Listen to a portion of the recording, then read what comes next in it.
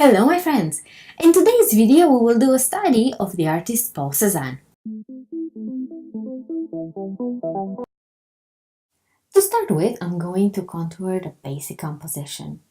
This painting is inspired by Paul Cezanne's painting titled Fruit and Jug on a Table, which pretty much describes the content of the painting. It's not my intention in this video to produce an exact replica of Cezanne's painting. Rather, I want to use the composition to study his style and to use what I observe in creating my own version.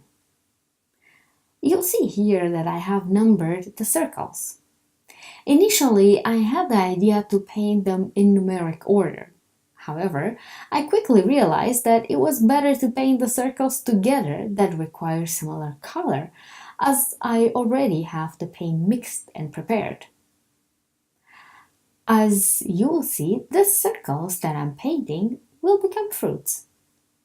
What makes Cezanne's work remarkable, it's not how amazing the subject matter was. After all, how amazing can fruit on a table be?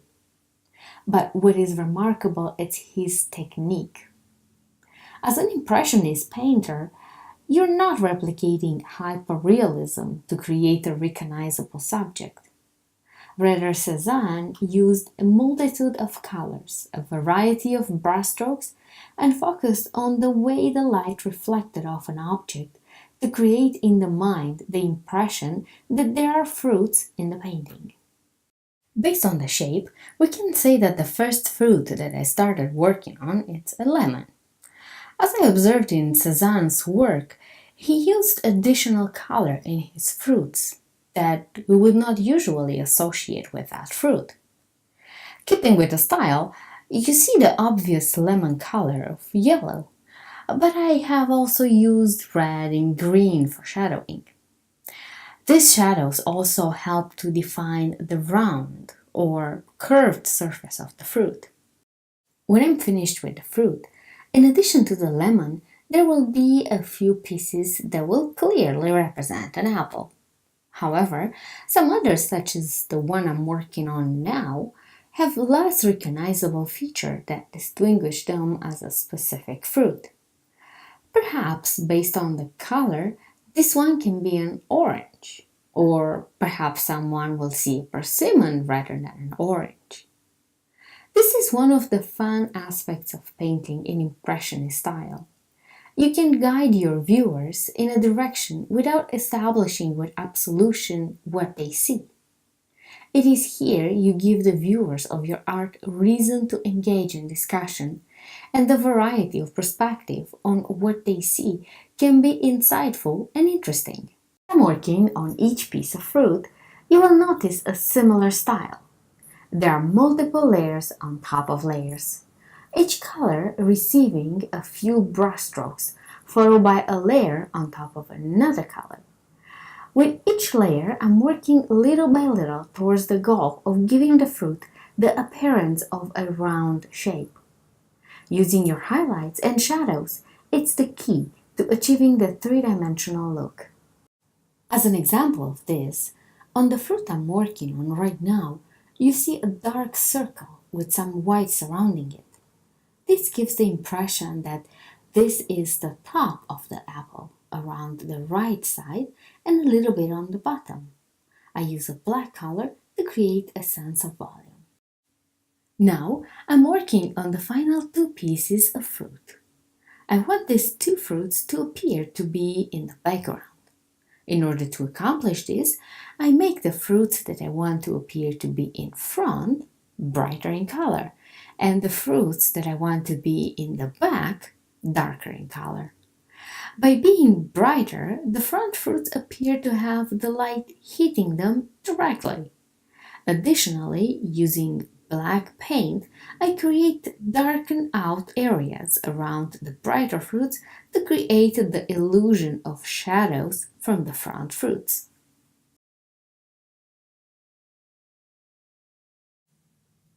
While I'm working on the jug, let me say a few words about Paul Cezanne. He was a French artist who lived from 1839 to 1906.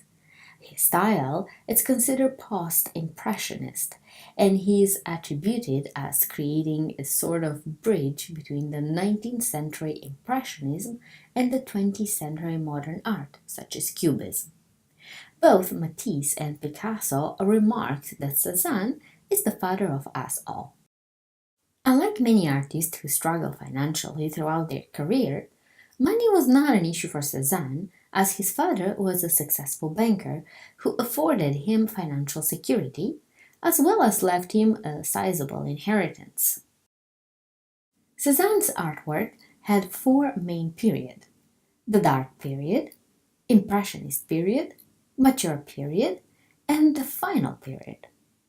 This painting, The Fruit and Jug on the Table, was from his final period.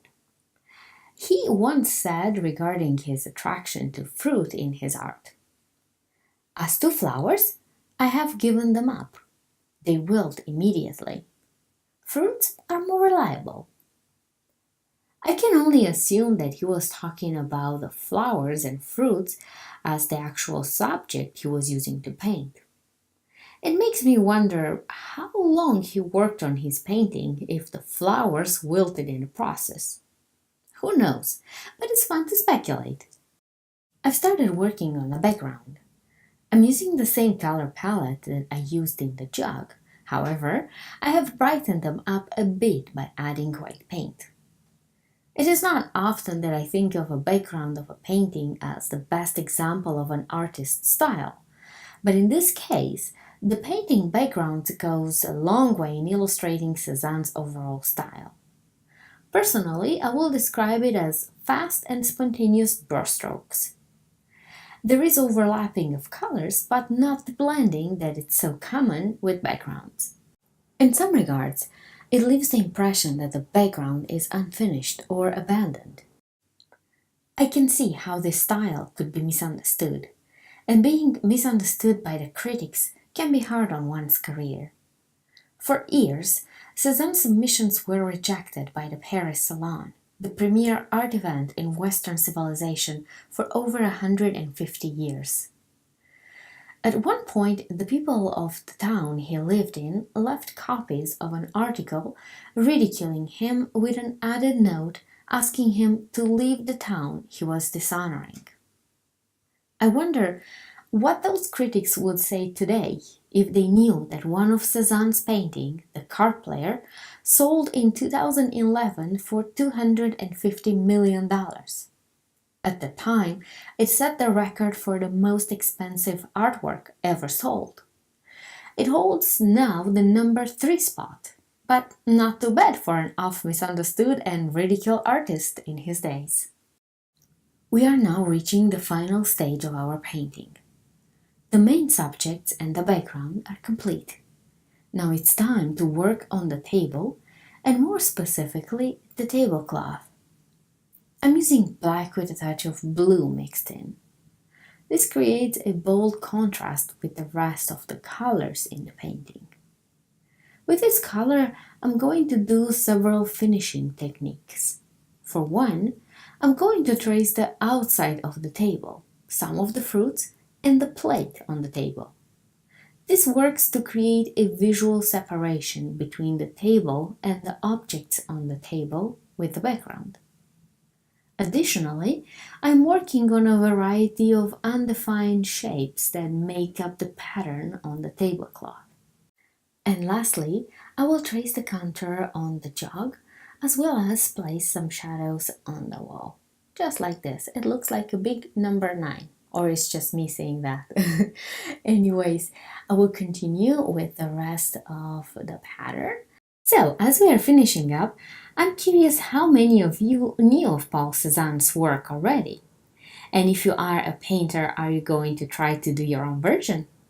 Let me know in the comments below, and if you do paint your own version, please post it and tag me on Instagram. I would love to see what you are up to artistically. If you are new to my channel, please consider subscribing and take a look on my other videos, as I have many more paintings that you might enjoy. Also, I have a t-shirt line that incorporates many of the paintings that I have done here on YouTube. The address is in the description below. Thank you for watching and see you next time. Bye bye!